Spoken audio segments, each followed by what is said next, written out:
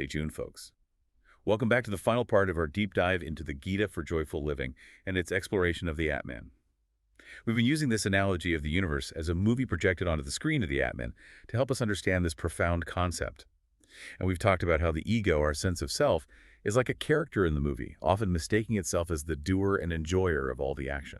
And in this last section, we get some really intriguing insights into the nature of the Atman itself. Remember those verses we discussed earlier describing the Atman as unborn, eternal, ever-existing, decayeless, and growthless? Yes, those descriptions really stood out to me. The Gita also says the Atman is not affected when the body is slain. It paints a picture of something completely beyond our usual understanding of the physical world, something that transcends even death. Absolutely. The text uses powerful imagery to convey this, stating that the Atman can't be cut, burned, moistened, or withered. It's everlasting, all-pervading, unchangeable, immovable, and eternally the same. Like trying to describe the movie screen itself, right? Yeah.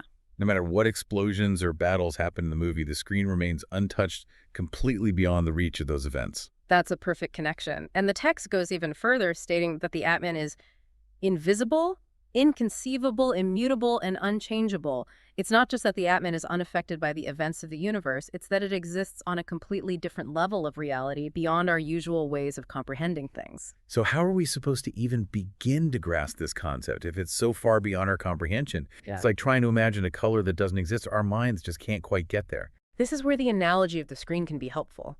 Even though we might not be able to fully grasp the nature of the Atman intellectually, we can experience it indirectly. Just like we can't directly see the screen while we're engrossed in the movie, but we know it's there because of the movie playing out on it. We experience life thanks to the Atman, the underlying awareness, the I that's present in every single experience. It's fascinating that the Gita actually points this out directly. It says we always experience the screen indirectly by experiencing the movie. Similarly, we continuously experience the Atman, the feeling of I, by experiencing the world. Exactly. That feeling of I, that sense of pure awareness is always there no matter what is happening in our lives. It's the one constant, the unchanging presence amidst all the change we perceive around us. This is starting to make more sense, but it also raises a question.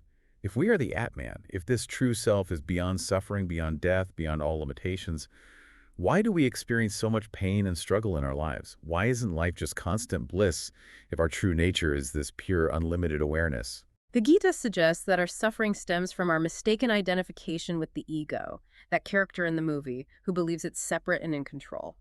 It's like the character taking the events of the movie, personally forgetting that it's all just a story playing out on the screen. So as long as we're caught up in that ego identification, as long as we believe we're just the characters in the movie, limited and defined by our roles, we're going to experience the full range of ups and downs, the joys and sorrows that come with that limited perspective. That seems to be the message. But the Gita for Joyful Living also offers us hope. Remember, it states that wise people know that the Atman is neither the doer nor the enjoyer. The imaginary ego is the doer and the enjoyer. So there's a possibility of shifting our identification, of waking up to the reality of the Atman, of recognizing that we're not just the limited character, but the vast screen of awareness itself. Precisely. And the text suggests that this awakening can happen through practices like self-inquiry, questioning who we really are, looking beyond the surface level of the ego and the stories it tells us about ourselves. It's like having a behind-the-scenes look at the movie, realizing we are not just the characters, but also the screen, the projector, the very light that's creating the entire experience. It's a pretty mind-blowing shift in perspective. It is indeed. And it's a shift that can lead to a profound sense of freedom and peace. If we're not truly the doer, if we're not the one who is ultimately suffering, then what is there to fear? What is there to grasp onto? This whole concept of the Atman really makes me question everything I thought I knew about myself and the world.